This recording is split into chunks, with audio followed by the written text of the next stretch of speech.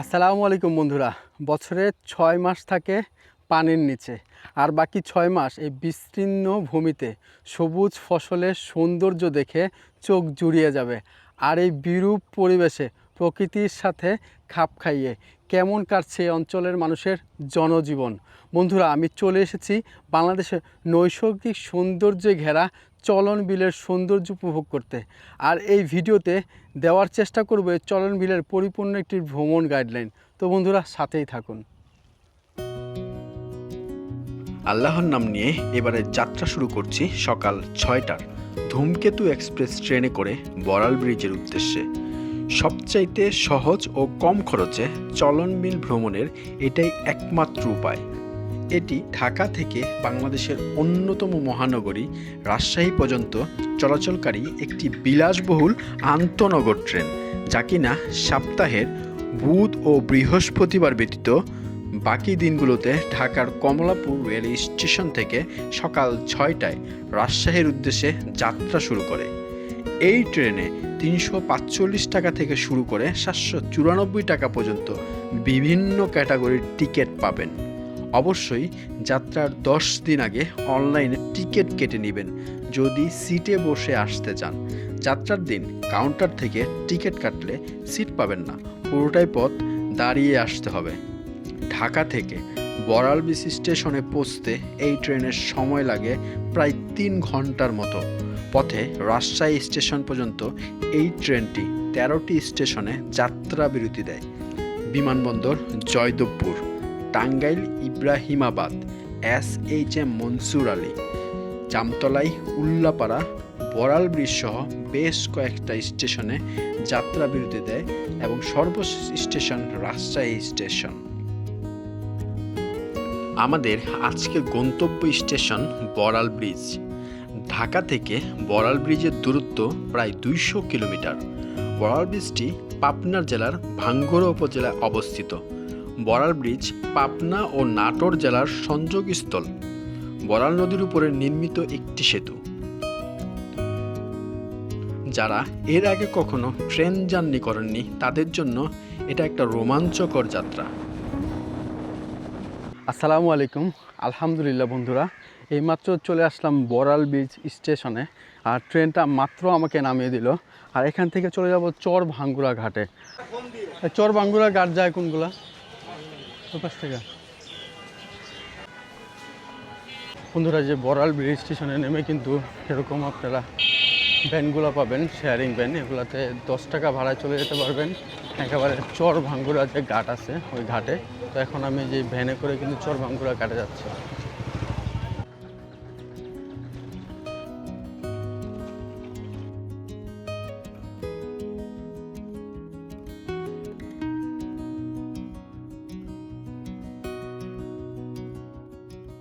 না মা কিচ্ছু নাই, কিচ্ছু নাই? না কিচ্ছু নাই।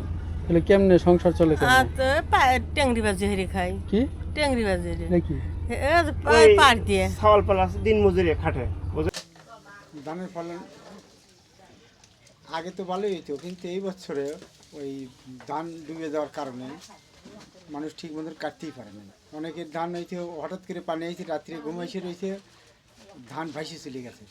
এগুলো কিন্তু ধান, এই দেখেন, এই দেখেন, এগুলো এগুলো ধান, ধান না ধান, কিন্তু এগুলো হয়েছে কি পানিতে ডুবে গেছিলো, পানির নিচে থেকে যেমন তেমন করে কাটিয়ে এনে এই করা হয়েছে। এই দেখেন, মানে 16 আনা পাকছিল না, তারপরেও কিছু কাটা শুরু হয়েছিল। কাটা শুরু হইতো অসেম্বিতি আবাদ একটু বেশি, তো 20-30 বিঘে জমি আবাদ। আবার একটা প্রজেক্ট আছে, এই প্রজেক্টের কারণে হয়তো একদিনই তো আর এত লেবার সম্ভব না। হঠাৎ করে এক রাত্রে ওই বাঁধ ভাঙিয়া নিমেছড়ার বাঁধ, হ্যাঁ, নিমেছড়ার বাঁধ ভাঙিয়া ওইন্দে চলে আসে। এই গোখাদ্য গরু আছে, গরু টরু ভাঙা ঠাঙা ভুসি হিসেবে, খোল ভুসি হিসেবে খাওয়াইতে হবে। এই পরবর্তী স্টেপ এইটা, এখন ধানের পরিস্থিতি এরকম হচ্ছে। ধান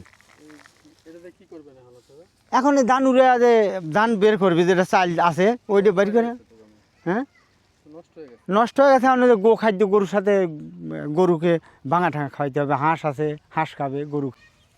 এগুলি এখন শুকো মুখো রোদ মধ্যে যা বাড়ায়, গরুর খাদ্য হাঁস মুরগি এই মানুষ তো আর খাওয়া যাবে না। একটা ব্রিজের বিশেষ প্রয়োজন।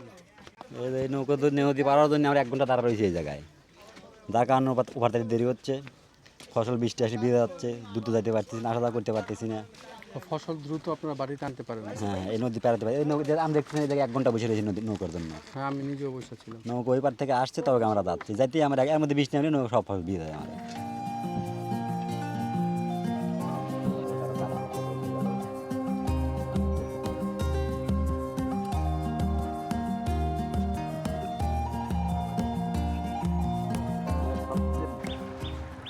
বন্ধুরা, এই চর ভাঙ্গুরা ঘাটের যে গুমাই নদীটা ওইটা পার হলাম, আর এপারে চলে আসছে, এখন সামনে যাচ্ছি।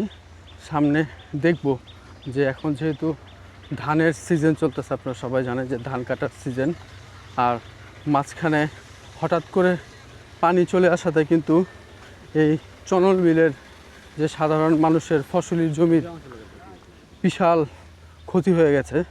আর আজকে মূলত আমার এই ভিডিওতে আমি তাদের এই দুঃখ দুর্দশাগুলো তুলে ধরার চেষ্টা করব।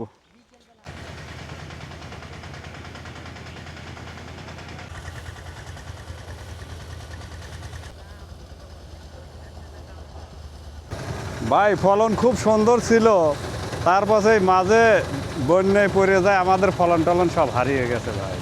আপনারা কত বিঘা জমিতে ফসল করছিলেন? 100 বিঘা জমি, ম্যাক্সিমাম কি নষ্ট হয়ে গেছে?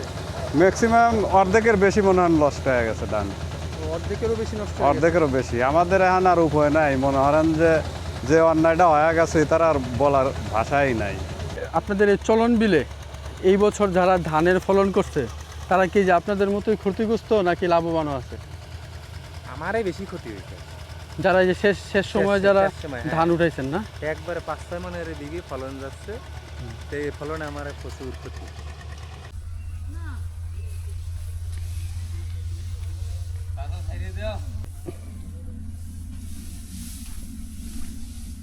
এর পানি ডুবে গেছে, এর বৃষ্টি, ফসল এবার ভালো নাই। ধানের অবস্থা ট্যাক বাড়ায় দেখতেন, বড় বড় ট্যাক হয়ে গেছে, কাটতে পারতেছে না। এখনো কি বিলে ধান কাটতেছেন আপনারা? হ্যাঁ, এখনো ধান আছে তো বিলি, এই বিলে এখনো ধান আছে, ধান আনাও নাই, বিলি ভিতর লইছে পানির ভিতর।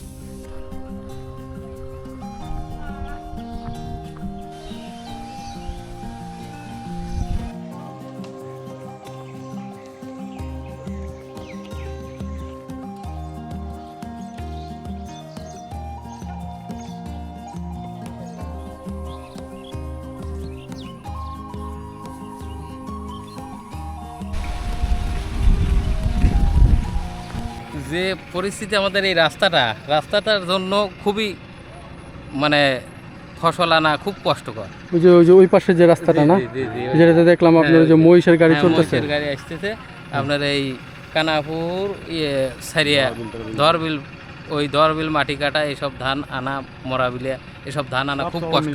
ওই পাশের যে খালের ওই পারে, যে খালের ওই পারে যে আছে বুট, ওই মাটি কাটা, ওই বাঁশুড়িয়া সব এই রাস্তা দিয়ে আসে।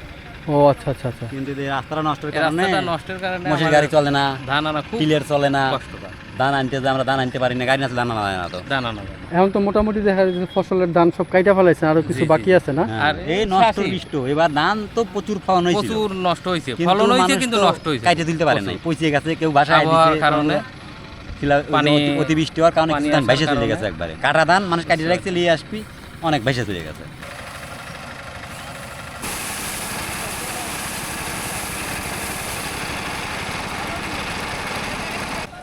চলন বিল নাটোর, সিরাজগঞ্জ এবং পাবনা জেলা জুড়ে বিস্তৃত বাংলাদেশের একটি বৃহত্তর বিল।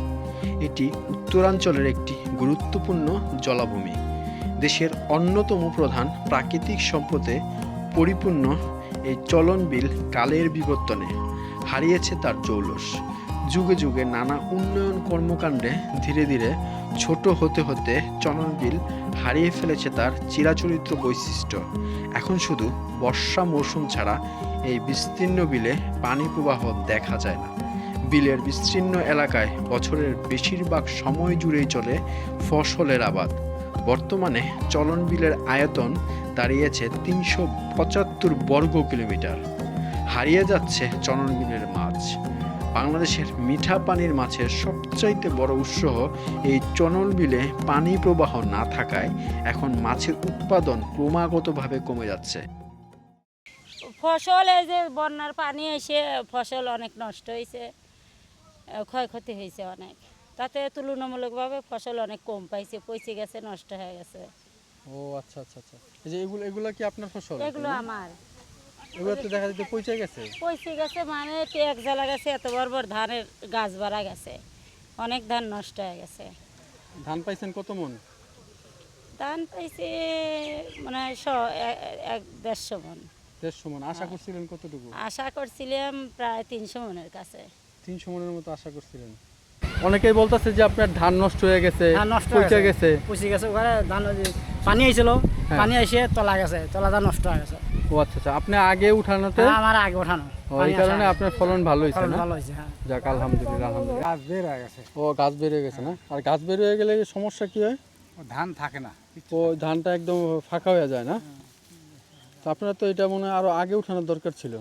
আগে উঠানোর লোক পাই নাই, কাজের লোকের অভাব। আপনাদের এই চলন বিলে কাজের লোকের এখন অভাব না? জি।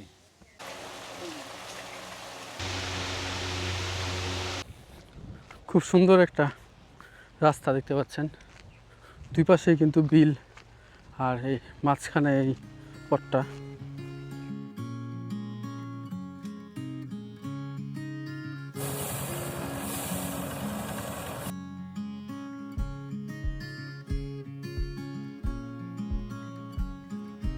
চলন বিলের প্রতিটি বাড়িতেই গোয়াল ঘর আছে। সবাই গরু পালন করে। গরুর দুধের দাম এখানে অনেক কম, 50-60 টাকা। সবুজে ঘেরা এই চলন বিলে ঠান্ডা শীতল বাতাস, অজানা পাখির কিচিরমিচির শব্দে মন হারিয়ে যাবে।